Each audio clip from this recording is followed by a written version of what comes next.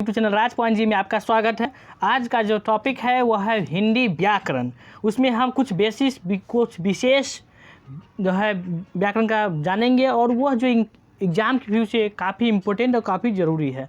और संधि किसे कहते हैं, समास किसे कहते हैं, वर्ण किसे कहते हैं, सभी के बारे में जानेंगे। ठीक है, तो पहला हम पढ़ लेते हैं संधि किसे कहते हैं, संधि क्या होता है। ठीक है, तो देखिए दो या दो से मतलब सीधे से बात समझिएगा शॉर्टकट।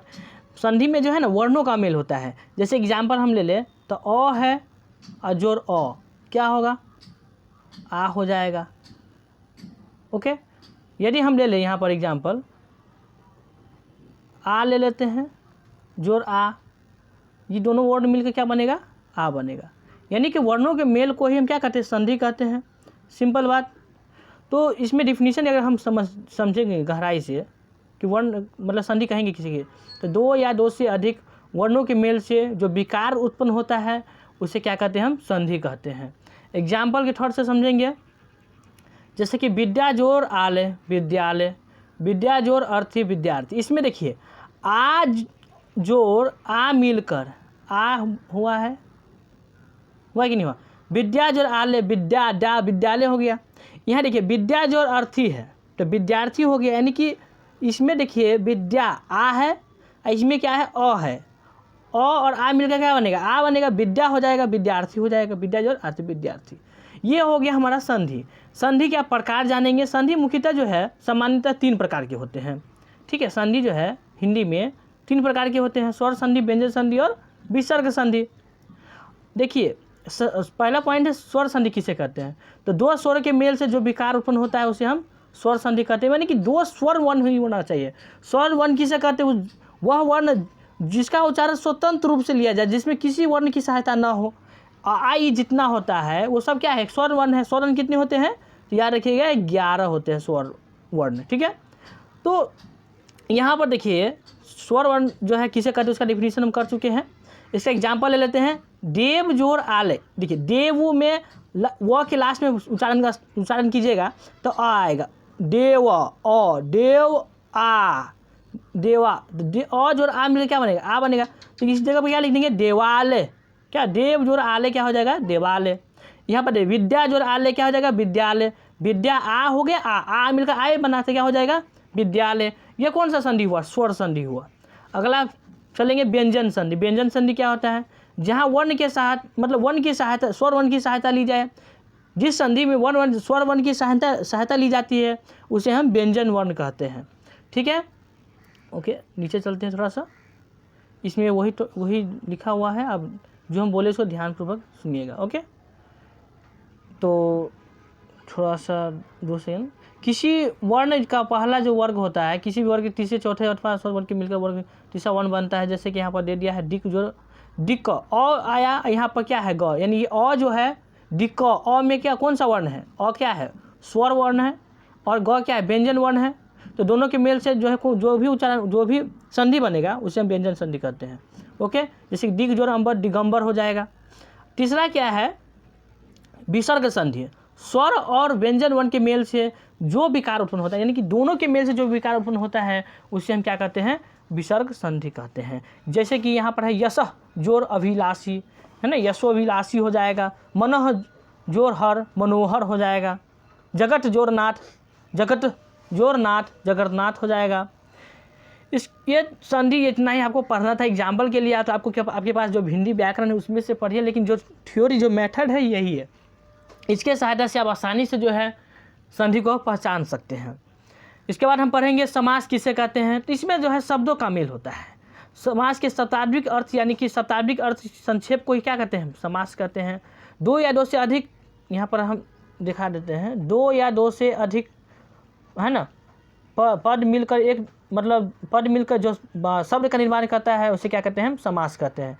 जैसे कि राजशक्ति एक शब्द है, गंगा जल, है ना, पदों के मेल। इसमें समास में सिंपल बात समझिएगा, इसमें क्या होता है, पदों का मेल होता है। जैसे कि राजशक्ति, गंगा जल, प्रतिदिनम, दिनम दिनम, ये सब क्या है, समास है।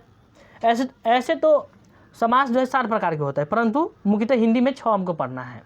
ओके, तो पहला पढ़ेंगे हम इसमें 2 सेकेंड, हाँ, अविभाव समास। जिस समास में पहला पद क्या होता है, प्रधान होता है उसे हम अविभाव समास कहते हैं। इसमें पहला पद जो होता है वो क्या होता है, प्रधान होता है। एग्जाम्पल के लिए हम पढ़ सकते हैं समास, जैसे कि यथा कर्म, मतलब यथा के अनुसार, यथाशक्ति, शक्ति के अनुसार, ये सब हो गया। फिर हम पढ़ेंगे तत्पुरुष समास। इसमें जनरली शॉर्ट में पढ़ते जा रहे हैं, गहराई से पढ़ने के लिए अलग से अलग अलग टॉपिक वाइज वीडियो हम बनाएंगे। इसमें सबका डिफिनीशन बस कर रहे हैं, वीडियो को लास्ट तक देखिएगा। राज पॉइंट यूट्यूब चैनल को जो सब्सक्राइब कर लीजिएगा, ये आप ही का चैनल है। ओके, तो अब है तत्पुरुष समास किससे कहते हैं, ठीक है। तो जिस समास में अंतिम पद जो होता है प्रधान हो उसे तत्पुरुष समास कहते हैं। जैसे कि विद्या आलय, विद्या जोर आलय, ये सब मतलब विद्या का घर हो गया, ठीक है। इसमें पदों का मेल है।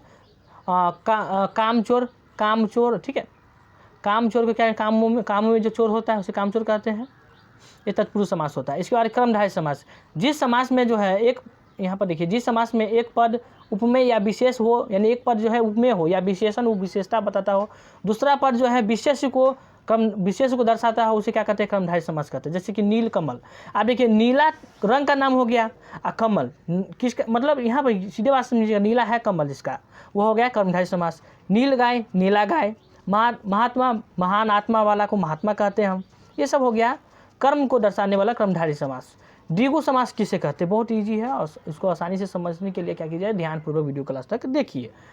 द्विगु समास यह जो है जिसमें पूर्व द्विगु, जिसमें जो पहले का जो पद समास होता है, पहला पद जो समास हो उसे, या पहला पद संख्यावाची हो, जिसमें पहला पद संख्यावाची हो उसे क्या कहते हैं, द्विगु समास कहते हैं। जैसे कि यहाँ देखिए त्रिभुवनम, इसमें नहीं कि तीन भवन, यानी तीन त्रि लगा हुआ है, यानी कि पहला पद जो है संख्यावाचक हो उसे हम द्विगु समास कहते हैं। त्रिभुवनम, तीन भवनों वाला। त्रिलोकी, तीन लोक वाला, ये सब हो गया। बहुब्रीहि समास, बहुब्रीहि समास जिस समास में दोनों पद क्या में से कोई भी पद प्रधान, मतलब दो पद रहे उसमें कोई भी पद प्रधान न हो, बल्कि समस्त पद में किसी एनी पद, मतलब कोई भी एक विशेषण का करता हो, उसे बहुब्रीहि समास कहते हैं। जैसे कि देखिए इसमें विशेषता को दर्शाता है, जैसे लंबोदर, लंबा हो जिसका उदर गणेश, ठीक है। लंबा किसका उदर, पेट किसका लंबा है, गणेश का। सूर्य किसका लंबा है, गणेश का। ओके। चंद्रमुखी, चांद जैसा मुखरा हो जिसका, उसे चंद्रमुखी कहेंगे। ओके। अब अगला टॉपिक क्या है, 7 मिनट का वीडियो हो चुका है, वीडियो को लास्ट तक देखिएगा। राजपन यूट्यूब चैनल को जो सब्सक्राइब कर लीजिएगा। द्वंद्व समास, जिस समास में सभी पद प्रधान हो, जिसमें सभी जितना भी पद हो ना उसमें सभी पद क्या हो, समास हो, मतलब उसे कहते हैं द्वंद्व समास। इसके बाद हो गया इसमें, जैसे कि लोटा हो गया, लोटा को जो है देहाती शब्द हो गया लोटा, इसको कहते हैं डोरी, लोटा और डोरी। सीताराम, सीताराम ही हो, सीताराम हो जाएगा। ओके। इसके बाद हम पढ़ेंगे वर्ण। वर्ण उस मूलध्वनि को कहते हैं जिसका कोई खंड ना हो, कोई टुकड़ा ना हो, ये पहले भी आपको बता चुके हैं। वर्ण उस मूलध्वनि को कहते हैं जिसका कोई खंड ना हो, ध्वनि को खंड नहीं आप कर सकते, टुकड़ा नहीं कर सकते। अ को कर सकते हैं नहीं ना, अब जैसे कि क हलन, इसको नहीं कर सकते दो भाग में, क अ आएगा। ओके। ये क जो हलन जो होता है वो व्यंजन वर्ण होता है। वर्ण के प्रकार कितने होते हैं, वर्ण के प्रकार दो ही होते हैं, स्वर्ण वर्ण और व्यंजन वर्ण। जिसका उच्चारण स्वतंत्र रूप से लिया जाए उसे स्वर्ण वर्ण कहते हैं, कि किसी अन्य वर्ण की सहायता से ना हो उसे स्वर्ण वर्ण कहते हैं। व्यंजन वर्ण वह वर्ण है जो स्वर्ण की सहायता से मतलब सहायता से बन जाती है या लेते हैं, उसे कहते हैं व्यंजन वर्ण। क वर्ग, च वर्ग, ट वर्ग, ये ह तक जो होता है ना, ये सब क्या होता है, व्यंजन वर्ण ही होता है। यर लव से क ख से लेकर ह तक ये सब जो 33 गो व्यंजन वर्ण होते हैं और 11 गो जो है स्वर वर्ण होते हैं। उपसर्ग पढ़ लीजिएगा, एग्जाम के पीछे बहुत इंपॉर्टेंट है, एक ऑब्जेक्टिव आपके एग्जाम में रहेगा ही। इसको समझने का बहुत ही आसान तरीका ये है कि उपसर्ग किसे कहिएगा, जो शब्द के या जो शब्द इस शब्दांश के दूसरे शब्द के पहले आकर, मतलब कोई भी शब्द है आपके पास, अगर जैसे कि यहाँ पर देखिए सबसे ईजी एग्जाम्पल बता रहे हैं, जैसे कि अधिकार हो गया, अधिकार है ना लिखा हुआ, इसमें जो अधि शब्द है ना ये उपसर्ग हो गया, यानी कि शब्दों के पहले आकर जो लग जाता है उसे क्या कहेंगे, उपसर्ग कहते हैं। अनुपम जैसे बोलते हो तो अनु क्या हो गया, इसका उपसर्ग हो गया। उपसर्गे है तो उप उसमें क्या है, ये तो उपसर्ग हुआ। ओके। अब इसके बाद नीचे चलते हैं, इसे एग्जाम्पल तो दिया हुआ है। उपसर्ग प्रायः हिंदी में 12 गो होते हैं, ठीक है, और जो संस्कृत में जो है 22 गो होते हैं, उर्दू में 18 बताए गए हैं। ओके।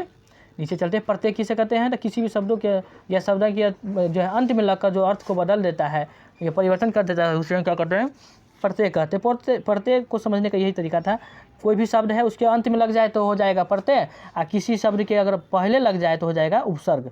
तो इसको आसानी से समझने का ये तरीका है। किसी शब्दों के अंदर ये सब बता दिए हैं। हम धातु में आई हुई प्रत्यय लगा कर क्या कर सकते हैं, उसको हंसई को परिवर्तन कर सकते, प्रत्यय बता सकते हैं। हिंदी व्याकरण में जो है प्रत्यय आपको हम बताया जाए तो 4 प्रकार के होते हैं, और विभक्ति, कृति, कृदंत है, कृदंत होता है, स्त्री प्रत्यय होता है, इतना। ओके, तो आज के लिए इतना ही, और वीडियो को जो है लास्ट तक देखने के लिए धन्यवाद।